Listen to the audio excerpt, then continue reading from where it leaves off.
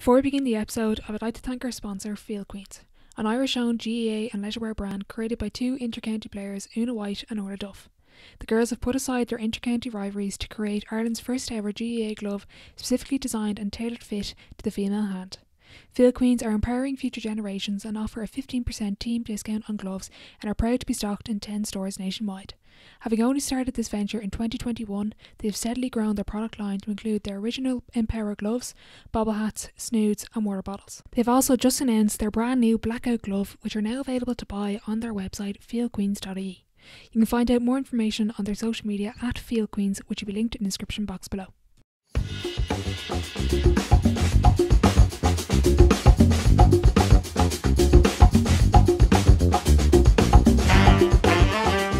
Welcome back to the Sideline Live podcast. You can follow us over on Twitter and Instagram at the Sideline Live. We'd love to hear from you. In episode 85, I'm delighted to be joined by 2010 All-Ireland winning captain and Dublin legend Denise Masterson. On this episode we discuss her career, the many setbacks and challenges she faced and with the team, the benefits of playing multiple sports, leadership, management and so much more.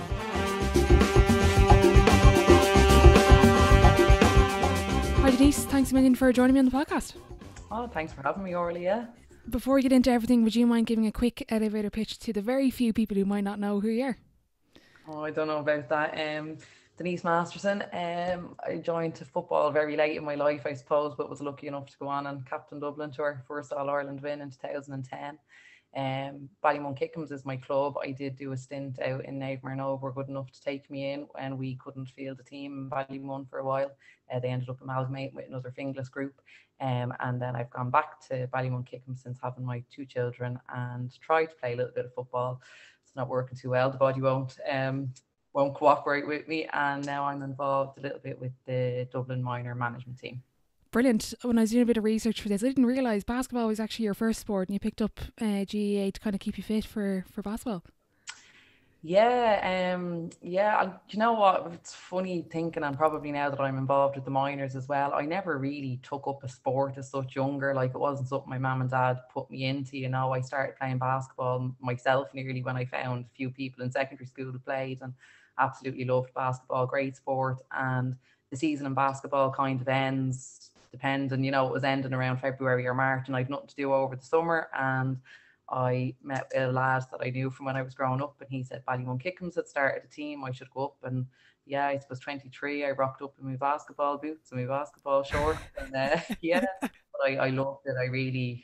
I obviously got very much involved in it then, you know, so I loved it. But yeah, I was really late coming to football, like, you know, so 23, I don't think that would happen now with the skill levels of the younger girls, you know. But yeah, it's like I found it. Yeah. Did you play any Super League or kind of competitive basketball at that stage? I did, yeah. Again, it's funny, even talking about coming to football late at 23, I probably felt I came to basketball later. I was never really, you know, basketball was huge in Ireland back then, like really big. Like, people would have gone to all the camps, and there would have been, I suppose, groups like basketball cliques that were fanatics, and I suppose I was never one of them either. But I did get involved with Talca Rovers, they the Super League team at the time, and I actually won a Super League medal. I didn't get very much court time at all. Oh, very good. I didn't notice. My husband, who's a huge basketballer, I don't think he ever won a cup medal, so he can't believe kind of I have one. But I would have been I would have been on the bench and that, but I loved it. They were a great group of girls, so I would have seen it played at a very high competitive level, and I would have played netball as well at a high level. I would have played netball for Ireland from school as well. So wow. Yeah. But yeah, no, football was very late in my life. Yeah, I didn't realise you played netball for Ireland. What was the influence there? Was that just in school, was it? Yeah, we had a netball team in school. Again, I think it's a sport that's very much, I don't think it's played half as much now, but again, I loved it. And I suppose with the Irish trials, it would have been, you know, we were in a school in Finglas, we would have been going over to, you know, Glenageary and Mount Anvil and stuff, and it was great. It was great for us, you know. It was a real different viewpoint of it all, and we loved it, and we'd great crack with the team as well. We actually went on a trip. I mean, it wouldn't have been as organised, we wouldn't have played as many games, but we played a few internationals and I loved it. Yeah, we played. Brilliant. Yeah. And what I love about this is, straight off the bat, you've mentioned 3 different sports, and it's come up a lot in the podcast. It's a lot of sports people, elite sportsmen and women, have played multiple sports. There wasn't this early specialisation of a lot of the top athletes that are currently playing the game. Yeah, and I think it's really important, like, even in terms of, like I said, I wasn't put into a sport, like, and I find I'm now doing it with my kids, like that they're only, and you're sending them off to nurseries at 5, and, you're kind of not choosing a path for them. I know you're opening their mind to stuff, but I mean, my early childhood sport was like double dutch skipping on the road and, chasing. And it's just funny. You just wonder when they're going so young, trying to get kids so focused on a sport. Like, that it maybe doesn't develop the sports mind as much. But like I said, I might have played them all at a competitive level, but it was very much for the crack, and there was no pressure on me. My parents, they supported me, but they certainly weren't making me choose. And I do think at a certain stage, like when I was playing Dublin football, there's no way I could have been playing multiple sports at that stage. I think there's a time when it's time to pick a lane nearly, but definitely when you're younger, to play as many as you can. I think it only helps all sports, Yeah, definitely. Your basketball career would have influenced your play a lot. I remember watching it. You had a very distinct kind of defensive one-on-one stance, which would have really reminded me of basketball. Can you talk us through some of the benefits you saw from crossing over between the two sports?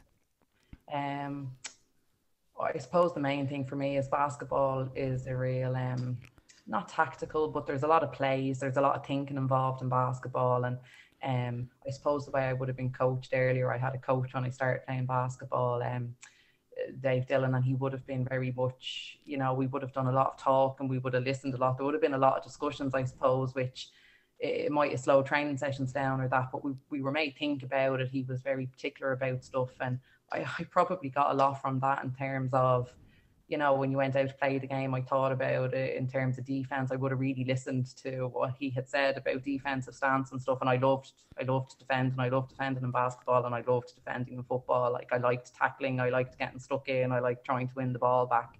But not just in terms of one-on-one tackling, but even in terms of seeing the pitch. Like, for me, it was always like the football pitch was just an enlarged version of the basketball court, and I loved defense, but I loved man-on-man defense. And I suppose even as a midfielder, I would have been a very defensively minded midfielder. So for me, I think the influence was huge from basketball to football. Yeah. You weren't ever tempted to do a big run up into the front and score a point every now and again, no?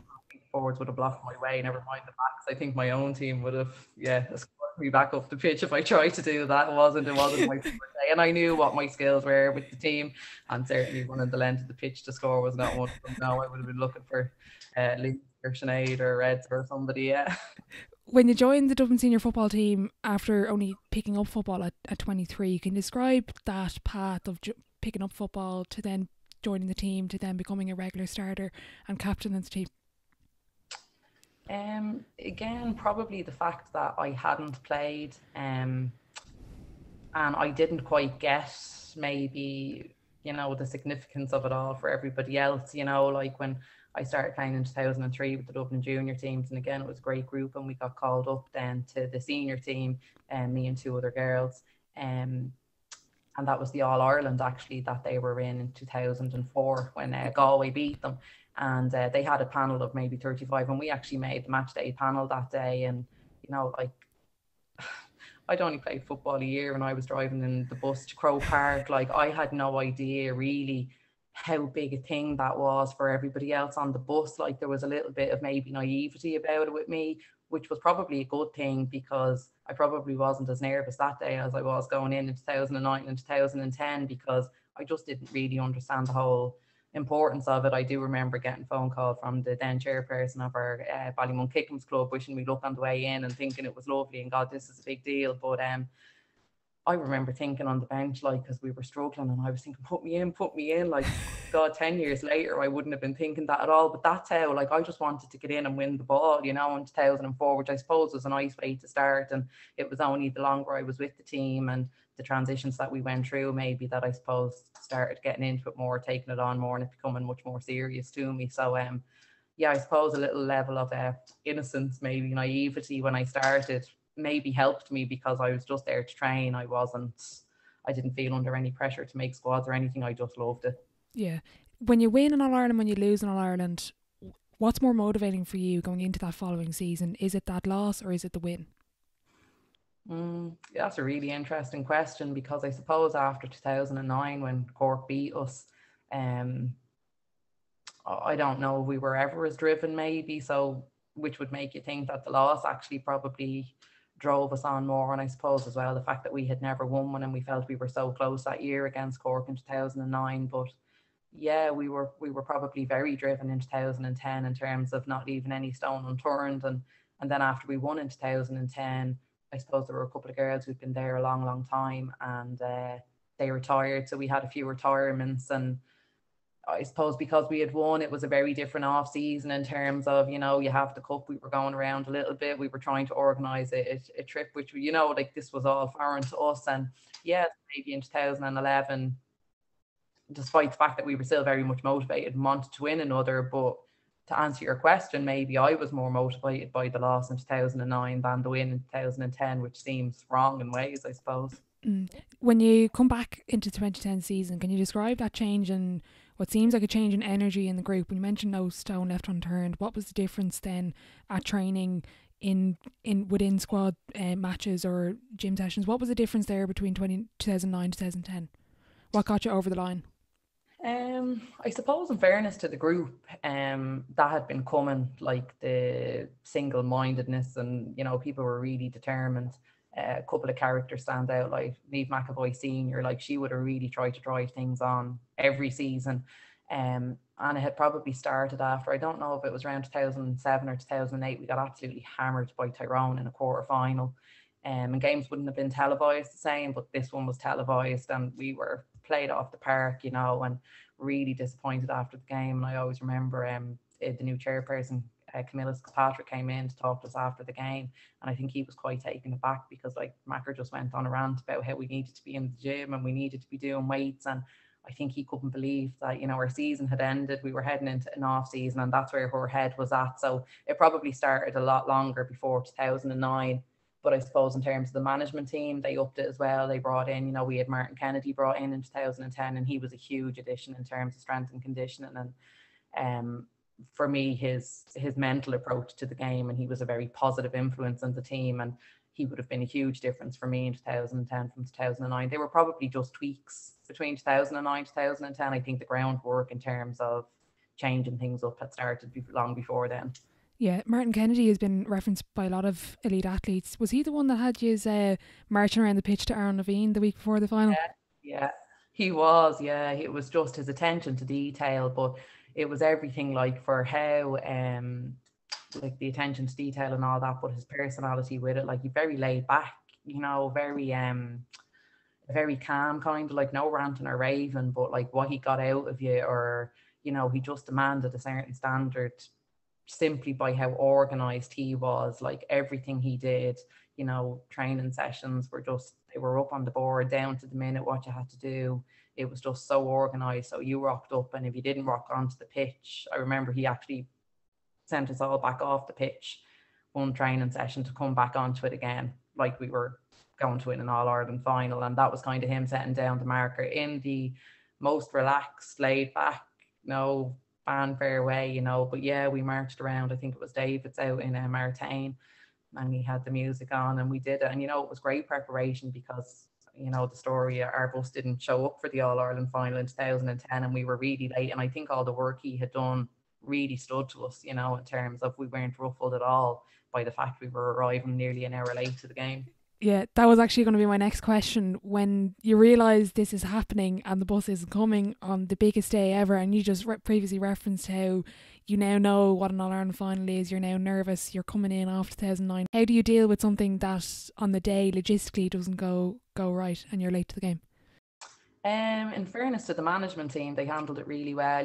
Like we would have always got our backs and forwards in for talks when we got to the pitch and gone through whatever we were going to work on. So we were actually out in Bridget's, and I think actually a few of the parents that were hanging on were getting more nervous. And again, Martin was a very calming influence that day, and Tommy and Mick as well. I suppose Jerry, the manager, he was maybe getting a little bit more because I'm sure he was, biggest game of his career as well. But yeah, we were taken into the bar actually in Bridget's, and we started doing our team talk there. So anything that we could start getting done, even strapping with the physio, we started doing it in Bridget's. And it was actually, the bus journey in was, we were actually nearly getting giddy. There was a nervous energy thing, which maybe was a good thing too. I mean, like, because we were under pressure getting in and the warm up. I remember Clean O'Connor saying to me, and Bridget's like, I'm supposed to be halfway through my keeper warm up because the way the setup is in Croke Park, we had it timed, So look, we handled it really well. In fairness, that's down to the management team and the girls. I suppose we felt we had the work done and we were going to arrive in time to warm up.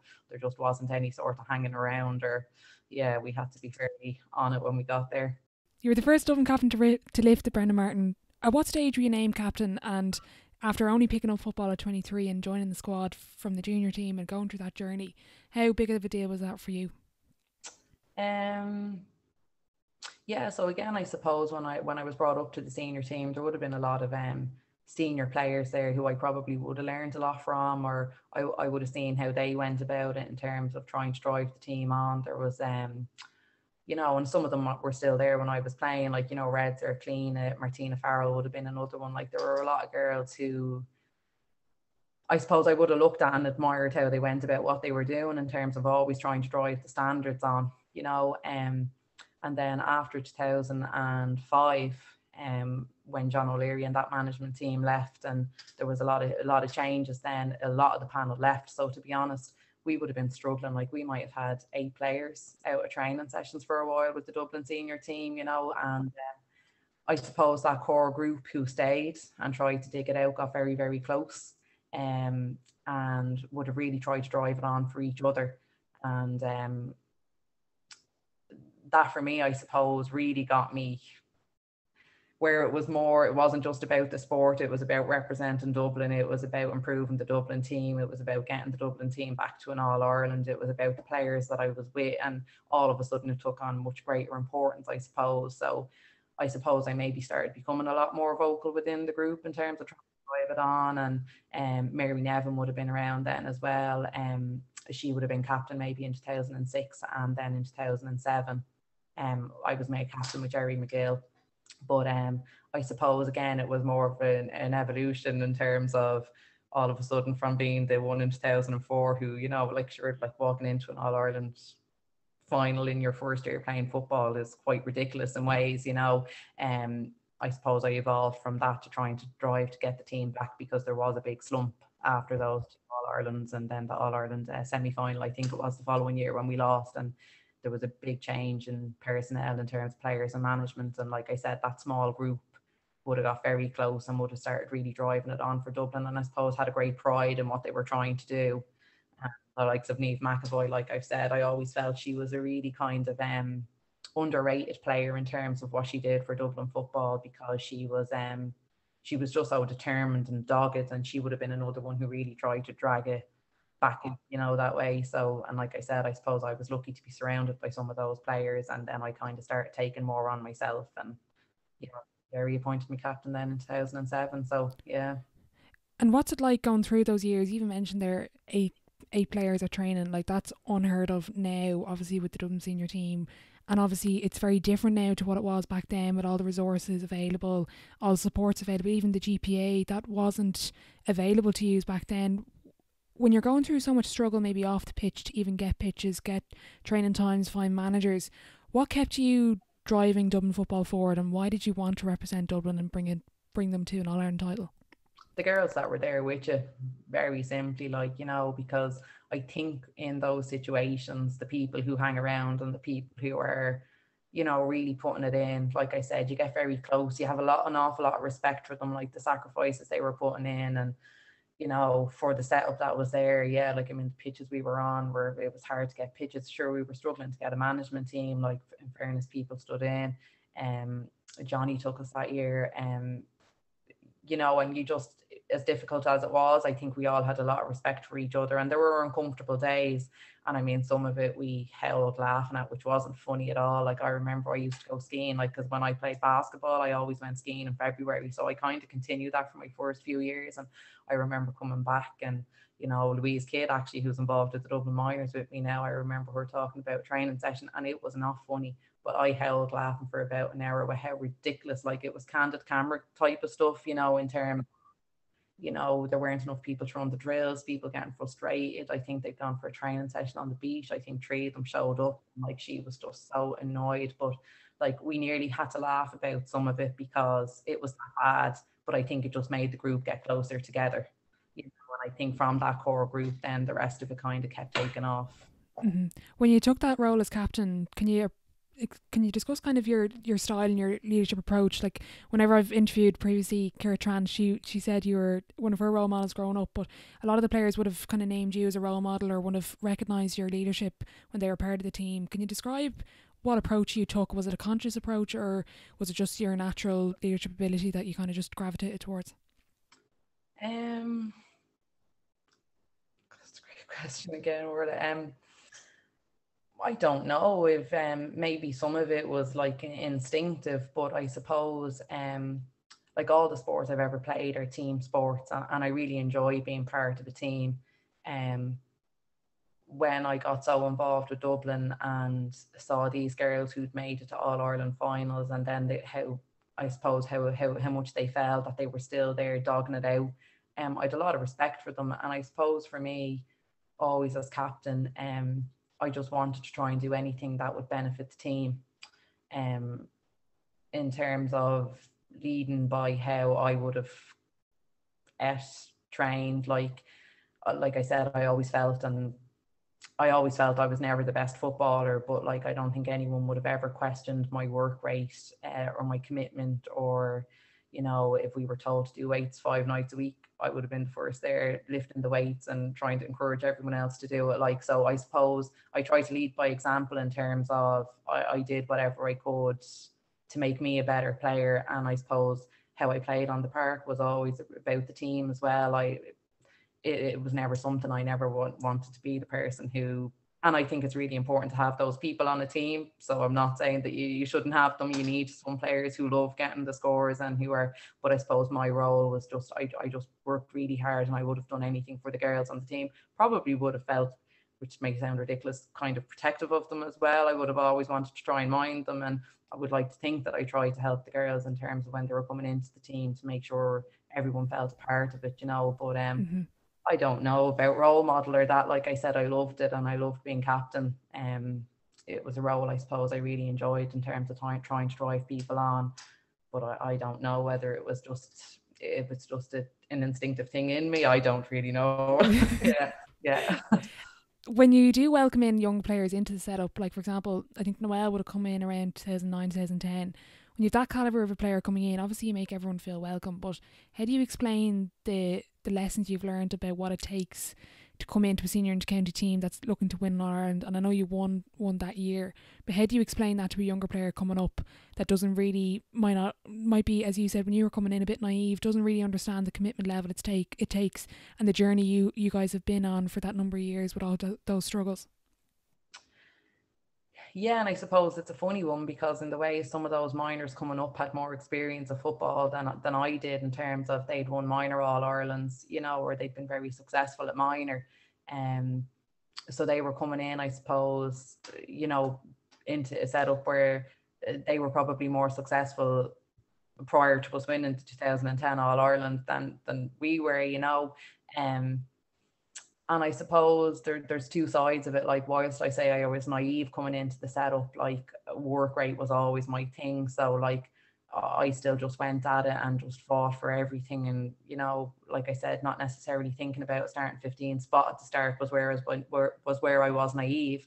I just wanted to always win the ball and play hard and get stuck in. And I would never have shied away from hard work. So I suppose trying to get the minors maybe to understand sometimes that, you know, in terms of the physicality of it, in terms of the training, in terms of the minding yourself, in terms of what they're eating, you know, all of that stuff, just trying to, I suppose, just improve them, you know. I mean, because they came with so much football, like super footballers, but there's more, I suppose, to senior football. There's a lot more goes with it in terms of physicality and the mentality, I suppose, the mental strength of it as well, that they're going to be battles and, you know, just different facets of, I suppose. But I also would have been very aware that they brought a lot to the team that we didn't have, you know, because they had different skill levels and they had learned and won a lot at minor. So yeah, you're part of the management side of things now, so out of interest, you're always accredited for your work rate. Is that something you can teach a player? Do you develop it, or is it just something that a player has, kind of like an innate skill?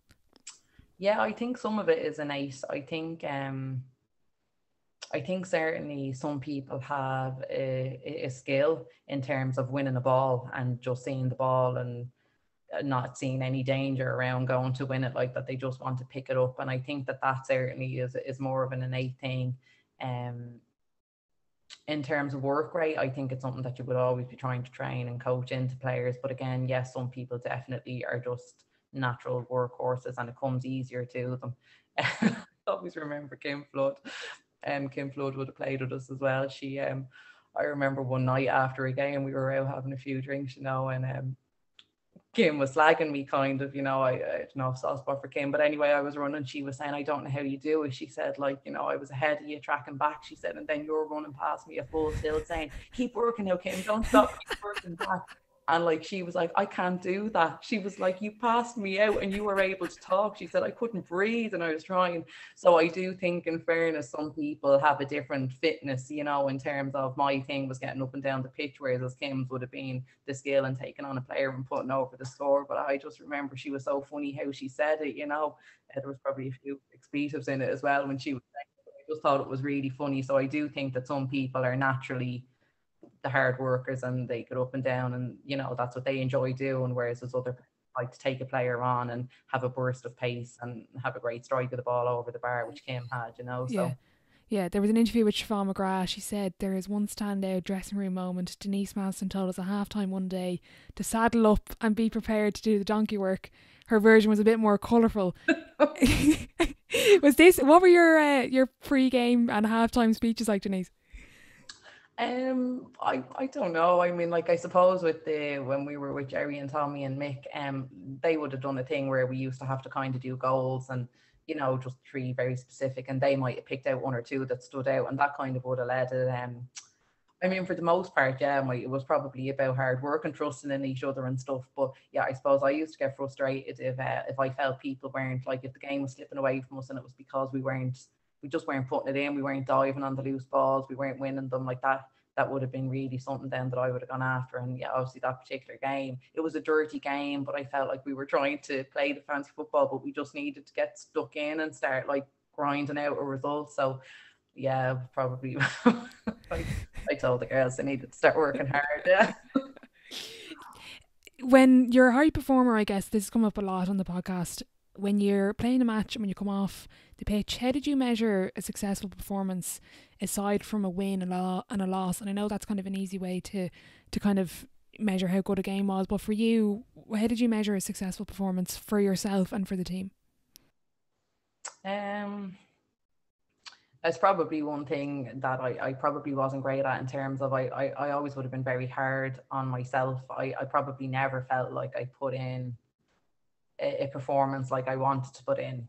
I was always thinking I could have done or I could have done, which I don't always think is a good thing. I think you have to be able to highlight what you did well. And don't get me wrong, I would know that maybe I had worked hard, but there would have been a pass. Like if I gave a pass astray in a match, like that's what I would remember. And maybe everybody is the same. I don't think so, actually. I think some people can remember the stuff they did well and struggle with the stuff that they maybe didn't. But I was the other extreme, which wasn't always a good thing. I suppose coming off the pitch, particularly, I suppose, if we felt like maybe a game had been getting away from us. And for me, again, it was always the team. Like if I felt the team had put in a good performance, or like if the back line had worked really well together, or the forward line clicked, or like I enjoyed us playing good football. I suppose I would have hated if we came off the pitch and we just hadn't done what we knew we could do, whether or not it was that we hadn't been prepared or we weren't tuned in enough or we didn't react on the pitch. Yeah, I used to be disappointed if we didn't react to something an opposition did and that we couldn't fix it ourselves on the pitch, which is something I think is really important in terms of coaching, like that players can make their own decisions on the pitch, because when a game's in the melting pot, they need to be able to react to whatever the other team is doing. But I mean, for the most part, I just remember now, I suppose in hindsight, I remember great days coming off the pitch on a high when people had put in good performances, we got a result and there was such a buzz around it.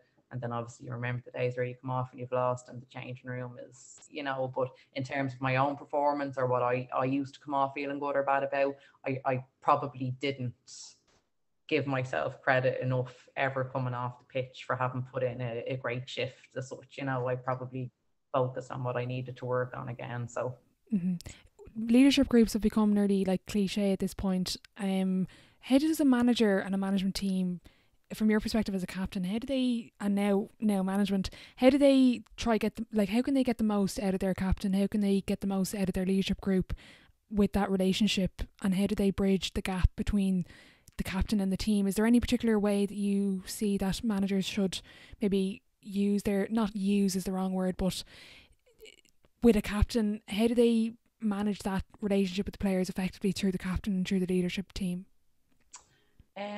Yeah, well, I suppose the first thing is, trying to identify a person who can take that role on, who I suppose has some of the attributes already in terms of being a good communicator, which is also another buzzword I know. But for me, I think open dialogue within the group, and to make sure that it's coming both ways, that it's not just coming from the management team, that it's coming from the players as well, is really important. Like, that they feel they have a voice and ownership, and that it's something that we're all striving towards, that they're setting it. And I suppose having a captain who mixes well with the players, but who can also is comfortable coming and, I suppose, having uncomfortable discussions with the management team, because I think in order to improve, there's a lot of uncomfortable discussions in terms of, and probably not so much at minor level as senior, because, you know, they're younger. But I suppose when you get into senior football, like, I think you have to be able to have uncomfortable decisions or discussions about whether things are going good, bad, or, you know, how players are feeling, and that you're confident enough to bring that back to the management team. And I suppose that's ensuring that everyone understands that everything that's done within the group is for the benefit of the group. That's all it's about. And I think that that's a really important, and it seems so simple, but I think once everybody knows that you're all striving just to make the team the best that it can be, and everything else that happens, once it's done in a positively constructive way, should be received as such. So I suppose it's identifying a captain who's able to engage, because it's not, everybody doesn't like that role. And I think it's important that you have somebody that's comfortable in it, and then to make sure they know that there's an open line of communication, and that the players know, and to try and have as many open and frank discussions as possible. Mm-hmm. The 2010 final, at what point in the game did you realise you were going to win? Do you remember a distinct moment where you just say, we have this? Yeah, I think there was 10 seconds left to go on the clock, and we were like, because I remember there was a sideline ball, and Kathleen was over on the sideline, and she was giving me the ball. It had gone out, and she was like, we have it. And I was like, Kathleen, and I mean, we could have been up, I don't know, 13, 14, 15 points at that stage, and there was probably only 10 minutes to go. But I think I couldn't have taken my foot. I couldn't have thought for a second like I was playing till the final whistle. But I do think there was about maybe 10 seconds to go, and I was standing in the middle of the park, and I don't know if it was kick out, and I was like, we've won it. So like I said, I wasn't stopping that day until the final whistle, you know. But yeah, I was standing in the middle of the park, and I'd say there was about 10 seconds to go, and I finally thought, yeah, I think we have it. There's no coming back from this one. Is there a way to describe that feeling when you realise you've won your first All-Ireland? And all of these, I know for a lot of people, not for yourself, but it would have been a dream for maybe 4 or 5. But I know it was a different dream for you because of all the struggles you've gone through. Can you describe that feeling of elation? People have said, but are there words to describe that feeling? No, I just sometimes think there's something wrong with me, because it was quite a bizarre one for me. Like, there was a certain level of, I don't know if it was relief as well. I don't know, when you've been striving so hard for something, and I mean, it was amazing. Like, I actually don't remember a lot of it from after we won, from the final whistle, you know, that way. And going up and getting the cup, and that it was nearly when we sat on the bus, maybe afterwards. I sat beside Cleena, we were going to our banquet kind of thing, and I just remember feeling really, really content. I think the elation nearly happened maybe in the days after, but in the immediate aftermath, I think it was a little bit of relief, like emotional, as opposed to on a high. I think that came maybe later, and but yeah, I'd always feel really weird saying that, because it's supposed to be like that was the highlight when you got to lift the cup, and I'm like, I don't know if that was, like, the whole with the team was the highlight, you know, in terms of when I got back and was spending the time with them, and we were all on such a high, and there was such a buzz. But, you know, and the rest of the girls, they were all on a high on the pitch. But for me personally, it was a bit of a relief, or I don't know, it was a bizarre feeling, to be honest. Yeah, bizarre, yeah. There's a great picture of Jennifer, yourself and Jennifer Dunn. I think it could have been 2009 and 2019, and at what point did you realise throughout your career, not just 2010, that you were a role model? And I'm just going to tell a quick anecdote. 2013, I think it was the league, Nave Marnogue, less than 50 people there. I think most of it was family, and then me and my dad rock up, and I go up to the end of the game and I asked you to sign my jersey, and not only did you sign my jersey, you pulled all the girls out of the dressing room and got them all to sign it for me. At what point did you realise you were a role model, and why is the wrong word, but for interactions like that, why did you put so much? Did you realise that, look, this is really important? Like, for example, when I came up to you, this is, you know, a young girl that loves the team, you know, it's important for me to kind of be that role model and bring everyone out, and for Jennifer to be that role model. And I think it must have been a really cool moment to take that picture with her again 10 years later. Yeah, God, or I didn't realise that was you, or I don't even remember. No, you definitely don't remember. That's bizarre. Yeah, wow, not lovely story though. Yeah, with Jennifer, it was really nice as well. When they won in 2019, then I went out with the girls after they'd had the joint celebration for the men's and the ladies team in town, and I went out with the girls for, and I didn't remember this incident with Jennifer either. Sure, she looked like but she was only a really young kid, you know, and she showed me the picture and she said, we'll take another one, you know, and it was absolutely gorgeous because, I mean, she just looked so young, and then she was towering over me then in 2019, you know. It was really, really lovely to see. No, I suppose I never, and I still probably don't see myself as a role model as such. Like I said, I suppose I felt it was what I should do as captain of the team. And, you know, if I was asked to go and do presentations, which was what I had done out in Cool, I think when I met Jennifer, like I would have put myself out. I would have tried to accommodate any time I could to make sure if people asked, because I did think it was important. And I suppose as well, we would have had great support from people like at the time Eugene would have been out in Coola, like, and he would have been a great supporter of the team. So if anybody ever asked, I would never have said no. I never thought I was doing it as a role model or to inspire or anything like that. Like I said, I was quite surprised. Like, I would never have put Jennifer Dunn as that one of those girls. And I mean, I think she's such an amazing midfielder. And when she was saying she would have, you know, looked up, I thought it was bizarre, you know. But oh look, and they're lovely stories to hear now. And oh God, if I did, I can finally say, I suppose, that I'm proud of something I did on the pitch then, if that's what did happen, because at the time I wasn't doing it for any other reason other than I felt it was what I should do. You know, I didn't think I was a role model or anything. So that's a lovely story that you've just told. And like, no more than in 2019 with Jennifer, it was really lovely to see the picture and to hear her say it. Yeah. Yeah. How much of intercounty football and intercounty standard is down just to kind of attitude and a player just deciding kind of, you know, to make the correct decisions, but really attitude? Like, how much of that is actually down to the player's ability?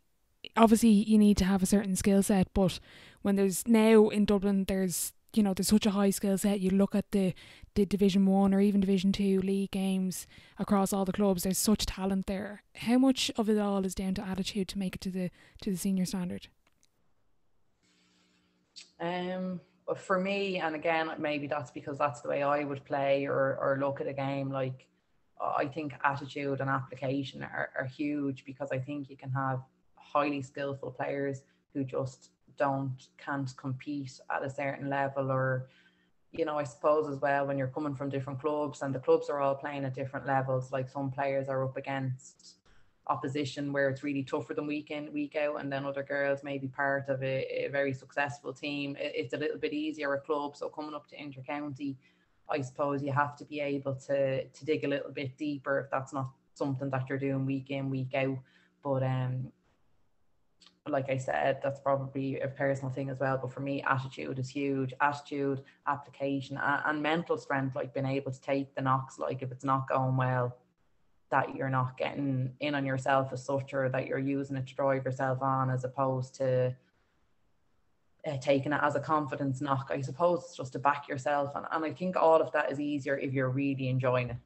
Like for me, if you're really enjoying competing, it's easy to keep trying to up it. Or if you think, God, she roasted me last week at training, but you can't wait to get back out, to, as opposed to nearly looking for a different player to mark. Like if I ever felt like somebody, like I'd be heading straight for them the next night, to try and see, well, now let's see. Do you know what I mean? So I think you have to have a little bit of that competitiveness, but that you're enjoying it, that it's not too serious, or at the same time you're not going to be devastated if she destroys it again, that you're saying, right, well, here we go again the next week, you know. So yeah, 100%. And I suppose particularly with underage players coming up, because there are huge skill levels, the difference between whether or not that they're going to be really successful is going to be having that bit of bite and that bit of grit about them, which is in terms of how they apply themselves and their attitude on the pitch, or in terms of winning a ball, and also in terms of embracing the whole team mentality as well. I think there's a lot of stuff on it. So yeah, attitude is huge. Like,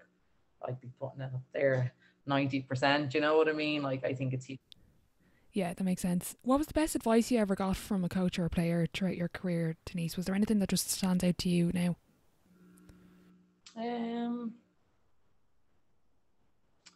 No, not really. Not really advice, or it's funny. When I started playing football, obviously I hadn't played very long, so I was a big hand passer of the ball, you know. And I remember when I was part of a particular group, and I was kind of told, look, when you get the ball, don't worry about kicking it, just look to play it off the shoulder nearly, you know, before a big game too. But I remember somebody else on the management team coming up to me, and it probably always stuck with me, because it was a great lift. And like that, I knew my limitations and that, but I was working on my kicking, and you know, it was getting better. But this man came up and he kind of just said, look, that's ridiculous, you know, you've come on so much, you know, back yourself to kick the ball. And not that it was advice, but it was more just him having that bit of faith in me, or just identifying that maybe that wouldn't have been the best thing for me to hear going into a game, that he came. And it always really stuck with me, and I always really appreciated it, because I suppose I knew my own limitations, but to have it said in the group like that, but for him to come and say, look, I have a lot of faith in you, you play your game the way you play your game, because you're excellent at it, and that's why you're in the starting 15 now so soon, you know, that kind of way. And I just really appreciated it. So it wasn't necessarily advice about the game or anything, it was just something he said to me that probably stuck with me, and I really always appreciated it, because it was probably the first time where I thought, God, am I good enough to be here, in terms of having that as your, you know, your pre-match instruction was pick it. You know, so really appreciate what he did, you know. That 2014 final, I won't dwell on it too long. That second half, can you describe kind of what happened in the last few minutes? Did you notice that big momentum shift? I think Emer Scally coming on, I remember that game very well, was probably one of the biggest shifts in the game. She came in, got that goal. But can you describe kind of what happened in that? Well, it just felt like a complete capitulation, kind of. We just got ourselves completely, like, we just got stuck. We were literally stuck in the mud, like we couldn't get the ball out, you know. There seemed to be, I suppose, panic in terms of trying to win the ball, and it just wasn't happening. And then I think we won the ball and we're working it up and got turned over, and I suppose that was huge in terms of we were struggling to get the ball out, you know, from kickouts. And I think we just started working it up the pitch, and it got turned over. And I remember just thinking, oh, like we had been struggling to get it out for so long, out of our back line. Yeah, I felt really at sea, actually. It's probably the first time in a match where I just didn't feel, and I probably wasn't playing my best football. Obviously, I'd been out of the panel in 2012, and I just come back into it in 2013 and 14. I had retired in 2011 and probably stayed retired. So I probably didn't feel I was playing my best football then, and I just didn't feel I could get anywhere in the middle of the park to help. Or yeah, it was probably the most at sea I've probably felt in a game, where you can just see it going past you and you're grappling to try and stop it. And I suppose it was such a turnaround. Like, I still can't believe we lost that game. It's actually a game I still haven't watched back, so I'm probably not great on the details of it. Because it was just, I think we were up. Were we up 10? You were up, yeah. With maybe 15 minutes to go, were we? Or it was something like that. Yeah, it was quite a big lead. You know, so yeah, it was a bizarre game, and I just felt like the middle of the park was, I may as well have been in the middle of the ocean. It just felt like literally couldn't get a handle on it. And yeah, like I said, maybe it's a game I need to go and watch back now, or maybe I don't ever watch. Maybe don't, maybe not. Did you realise? Did you realise that was going to be your last game for Dublin going in? Yeah. Was that that was you were going to retire Yeah, like I said, I for the probably second time? Sorry, I did. for the second time, yeah, I probably retired in 2011, and then I came back, and then obviously we were dropped off the panel, so I came back for different reasons, and that's probably a very key point. If I was to analyze it deeper, I probably had come back to play, and it was slightly different than, I suppose, pre 2011 when I came back then. And look, part of me was happy to get back into an All Ireland, and particularly with Siobhan McBrien as well.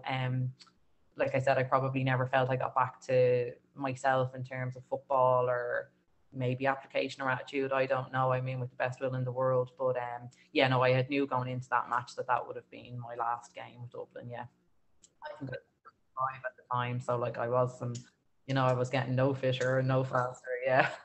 I think that could have been Lindsay's last game as well. Can you describe what Lindsay was like as a teammate and on the pitch and sharing the pitch with her for a number of years? I think that game she actually scored a goal, and she was there in 2010 as well, I think. Yeah. Can you just describe Lily? how much? Yeah. Sorry, Lily P. Yeah. Can you just describe the level of talent, the level of attitude? I know she probably would have been very vocal on the pitch, but can you just describe her? What was she like in the Dublin setup? Yeah, well, because I suppose as well through basketball, I would have known Lily down through the years. Look, when you talk about attitude and application, like, or all in, more buzzwords, like, I mean, that's her. Like, when she takes it up, she's all in, and she's fully committed, and she's such a passionate person anyway. But more than anything, she's probably just a great personality to have in any changing room. Like, there'd be a lot of banter, there'd be a lot of laughing, there'd be a lot of camaraderie, that way. And that's how she plays on the pitch. Like, she's hard on the sleeve, she's, wild in ways, like unpredictable, but like her determination, like you can't turn that on and off. Like, that's how she trains, that's how she comes to train, and she would have put herself under pressure, because I mean, she would have been still playing National League basketball at the time when we won in 2010, but still would have missed, I would say, next to nothing, bar that one game for she to get that helicopter down to Dr. Park. Like, it went on for 5 minutes, but oh look, and I think when you look at what she's achieved and how she went on and did it in rugby, like, it's not by accident. And back to your point about attitude and application, like, I don't think it would matter in terms of the sport, because whatever it is, Lily will do what she has to do to become very, very good at it, in the gym, outside of the gym, on the pitch, and more importantly, like, the camaraderie, or the team, or the, I suppose, the us against them mentality a bit as well. Like, she'd have all of that in spades, and just a great character to have in the changing room, Yeah, I'd say so. Since leaving the panel, what changes have you seen within the Dublin squad? Obviously, different management, a whole new set of girls. Well, there would have been now. Actually, sorry, no. 2014, there was still a good few girls from that team there now. What changes have you seen overall within the Dublin setup? I suppose that word, like, professionalism, I suppose, is coming into it more and more in terms of the resources. I suppose in terms of the visibility of it, like, it's a much more widely received, I suppose, sport now, in terms of, like I said to you, when we were playing that game, I mean, like, that quarterfinal being televised, like, that wouldn't have been would have been only starting, I suppose, in terms of how much coverage and that it was getting, I suppose. So the coverage the girls are getting is so much more. I think the standard of football is improving all the time. I think the girls' strength, I mean, we would have only started strength and conditioning, whereas it's now, like, we have minors starting at strength and, so, I mean, players are getting stronger, they're getting faster. I suppose the tactics of the game, I suppose nutrition, everything, like, it's all just up, and I mean, it's just improving all the time. In terms of within the squad, I'm sure it's a lot of still the same sort of stuff that you need to do in terms of the changing room and that, but I suppose for the girls, a lot more recognition for what they're doing maybe as well, which is a really positive thing, and, like, talk about role models now. I mean, I suppose when we were playing, people wouldn't have known maybe many names, but now I think you'd struggle to meet people who wouldn't be able to name a couple of the girls off the Dublin team, so in terms of the visibility as well, I think it's huge. What's your take as a defender on this kind of argument about bringing in more physicality? Obviously, there's huge strength conditioning now in the game. It's a very different game of football, even to 2014. Girls are stronger. People are now advocating for more physicality. I think the final last year was a bit better because sometimes, this is not a shot at any referees, but sometimes it's nearly to the book and there's no flow to a game because every minute there's a whistle being blown for free. What would your take be on the physicality side of things and letting girls be more physical? I think it was always a very physical game, but then, like I said, that's probably the way I would have played. Like, there would have been a lot of contact and stuff that you can get away with. So, there's always been a lot of contact for a long load of dirty tackles, Denise. Yeah. I actually would have thought I was a team player. I liked contact and, like stopping runners and stuff. But I think there's a fine line, and I think you need to be careful because, like, yeah, I would like it more physical, but I think you don't want the pulling, you don't want the fouls that are the dirtier fouls, I suppose. But in terms of a collision or going hard for a ball, I suppose it makes the referee's job really hard. But I do think that in terms of going hard for a ball and players getting hurt there, that's part of the game, within reason, nothing reckless. I do think that level of physicality, but I don't think in terms of tackling or pulling arms or, those fouls. So I think, and like I said, I think the game has always been quite physical. I don't necessarily know what rule changes you would bring in to allow. I think people are advocating for bringing in the shoulder. What do you think about that? Yeah, and, that's all great in theory again, but then you're going to have the missed time. It's just going to bring more fouling into the game as well. I mean, because it's something that has to be nailed right. Like we've seen it in the men's game. Yeah, shoulders can be nailed right, but they can be nailed really, really poorly as well. And I think that would have even more implications in the ladies' game in terms of, women being shouldered into the chest or whatever. But yeah, I'd be wary. Because like I loved my game, was a physical game, and I do think that there's room for it, but I think we need to be wary of bringing in too many changes with regard to that as well. Yeah. And I mean, the one point where I would see where people might is, I do think in a one-on-one going for a ball, I think we need to allow more physicality, and maybe referees can be just given scope to do that, as opposed to introducing more rules to like allow the shoulder or that. But I do think maybe a little bit more scope from the referees in terms of if it's two people going for hard for a ball, that there doesn't have to be a foul blown up there. I mean, if two people are going hard for the ball fairly, leave contact. I think maybe in that regard there could be tweaks, but yeah, I'd be reluctant to go changing anything too dramatically. Mm-hmm. Outside of the rules, as we just discussed, what strides would you like to see the game make over the next 5 or 10 years? For me, probably coaching at club level and stuff. I think I'd love to see, really good coaching, and not that it doesn't, but more coaching happening at club level, more female coaching at club level as well. Just to bring on coaching in football, particularly in the women's game, that's where we're focusing on. But yeah, for coaching, and just to not have it that it's just somebody in the club taking a team and putting it all in, like that we're training people to give them all the skills possible, just to bring the game on. Yeah, that would be something that I'd be big into, just to see coaching developing and improving for football. Your name came back into the Dublin circles as part of the minor management. What was the original conversation there, and kind of thinking, I presume you obviously have now coaching aspirations. What was the original thought there? Well, I hadn't really thought maybe getting into it. Like, my children are quite young too, so it's busy. So it's definitely something I had have thought maybe down the line. And again, no more than when I was playing football, I'd feel how qualified am I? I need to do more of I've done the level 1 and the level 2, but I feel I would need to go and do more maybe, or have more experience. So I suppose when I was asked to get involved as part of the management team, I thought it'd be a good learning experience for me as well. I wasn't sure what I'd bring, but I actually love being around the group again, and it's a super group of girls, and I realised that's actually I love doing that, and I love being around, and just looking at the girls play, or seeing if you can have any one-on-one conversations with them to help them improve. But yeah, I suppose do things, I'm happy to start giving back as well, I suppose. And the other is I would like to get more experience around other coaches and to learn from them, in order, if in another few years when I have more time on my hands, yeah, to take on a team or that, you know. But I'm actually really, really enjoying it. So it's great to be back involved. Brilliant. Is there a particular skill, or is there anything kind of looking back from what you've seen with your playing career to underage players now? Is there anything that they're missing, or is there anything coaches at club level should kind of, I kind of have this question where it's like an underrated skill in the game. Is there anything particular that we're overlooking now as coaches as the game has evolved? We've forgotten some of the really important elements of the game.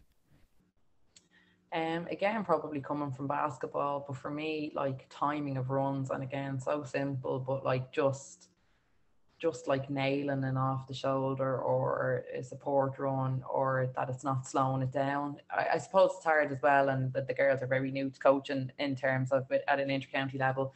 But I suppose at club level it's very different, because I think the differences in abilities is huge. So, you know, you might have a girl who can run the length of the pitch soloing, or, you know, I think it's different, and I suppose it's trying to tweak that. But for me, the whole idea of timing and space, like knowing pockets of space in terms of attacking it and in terms of defending it, again, it's maybe, and it's not tactical as such, I suppose it's a pitch awareness or a game awareness, like that. I think maybe when you're just playing and loving running the grass at club level, or, you know, when you're younger and that's what you should be doing. But for me, it's like, and maybe because I had that from basketball, because like I said, you really look at a basketball court, and then for me football was just an amplification of it in terms. Yeah, you were like, I have all this space. Yeah, and you still knew what pockets were dangerous, or how to drop in, or his own defense, or just to see the pitch, to see the dangers, or yeah, so probably an awareness of the pitch timing and spacing. And I suppose that's the same for that nailing and off the shoulder run, just timing and where the space is to drive into. Yeah, so it's probably something that, yeah, I really think about a lot. That, yeah, I would love to see that developed more in players. Brilliant. Of all the players you've played against, played with, seen, what are the common attributes of those players? Is there anything that just stands out for you of, you know, everybody just seems to have this one particular trait? Obviously everyone's different, but is there kind of a trend or a pattern that you see with top players? Yeah, I suppose, and depending on the position, maybe it's different. Like, you know, like I love a really kind of tenacious, high energy, you know, McGrath, Goldie, you know, players that really get, Lindsay Davy, like. But then you also have the skill levels of other players who just make it look so easy in terms of having time on the ball, or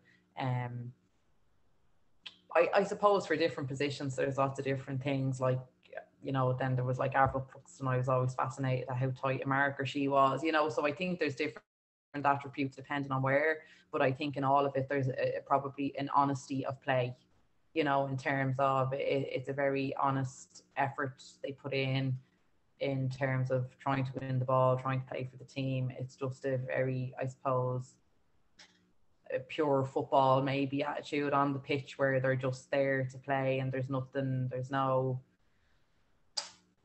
showboating, I suppose, to an extent. There's just purity or honesty in how they play, maybe. Yeah. Okay, brilliant. Could you pick a toughest opponent? Is there anyone that just stands out to you, or is there multiple players there?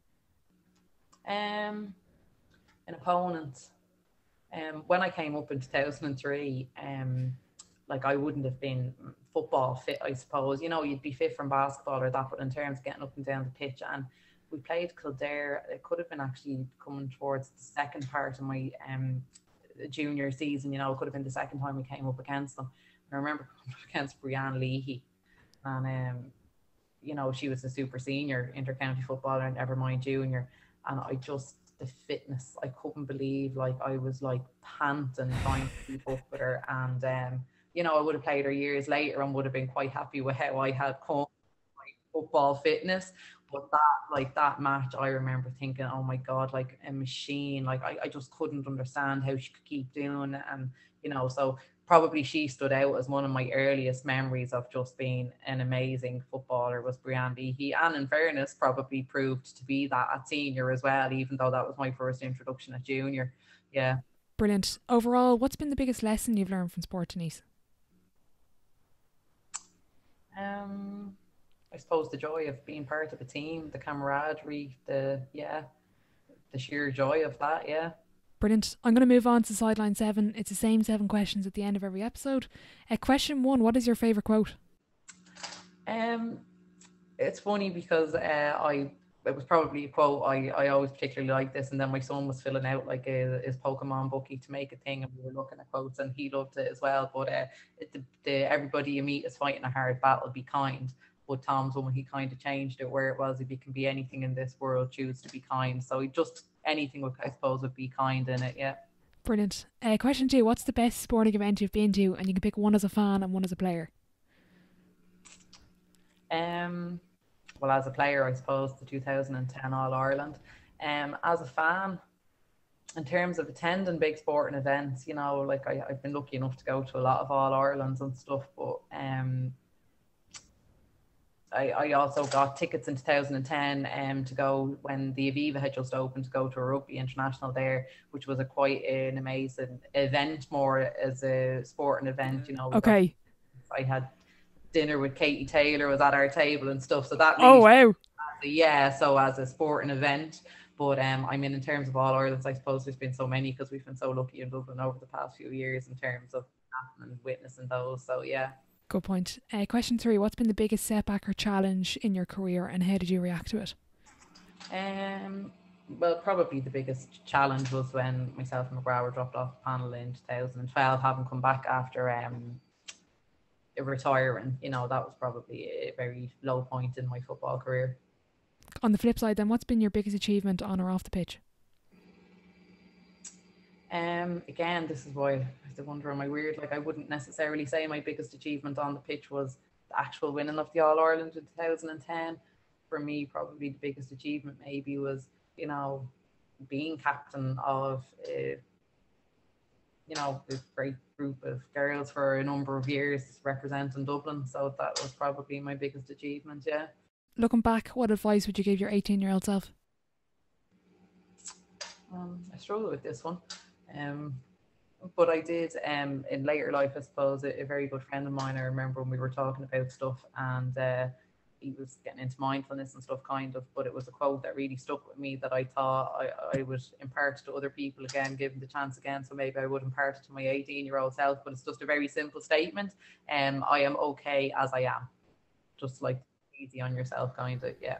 Yeah, love it. Who would be your dream dinner guest and why? You can open up the table to a few people if you want.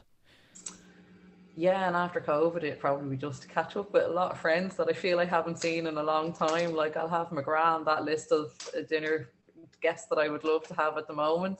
In terms of celebrities, I'm always intrigued as to what it'd be like to have a conversation with Roy Keane. I don't know what. Yeah, and then I suppose I'd have to invite Michael Collins for my husband, but he's not in existence anymore. But yeah, so I would have numerous different ones. But at the moment, I think I'd be happy just to have a few friends that I haven't caught up with in a long time. I haven't caught up with McGrath in a long time. So yeah, I think I'd have her. I got an anonymous submission. I won't say who it was. Can you tell us about the time you went to the cinema with 2 biscuits wrapped in cling film? No, that's a lie. I think the girls made up story. Me and Bangers maybe bought a packet of biscuits and shared them. Yeah, people used to be fascinated. We probably bought them in Starbucks and had one each. Yeah, we already got stacked. I also remember Lily P coming around to my house one day. I was saying, do you want a cup of tea? And like, I did like fun size Maltesers, and I took it out of the fridge and she was like, it's open. And I said, yeah, I had 2 of them yesterday with a cup of tea. And she was like, oh my God, Denise, yeah. You know. Brilliant. I have a sweet tooth, you see, so I couldn't. I'd have to, I tried to be very disciplined, but yeah. You can imagine what I said to me, the mini size of Maltesers half eaten. That is brilliant. Final question before I let you go. If your life was a book, what chapter would this be called? Reset, maybe. I'm just trying to, after having 2 boys, maybe I'm just trying to reset now and go again for the next chapter, maybe, yeah. Brilliant. Denise, thanks so much for joining the podcast. Best of luck with everything on and off the pitch and with the minor management team. Thanks very much for having me on.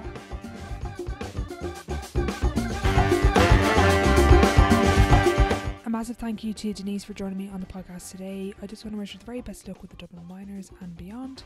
If you did enjoy the episode, please do let me know over on social media at Sideline Live. If you are enjoying the podcast, I'd really appreciate if you'd leave a rating and review over on Apple Podcasts and Spotify, as it does help the show grow. A big thanks to Field Queens for sponsoring this episode, and thank you for listening.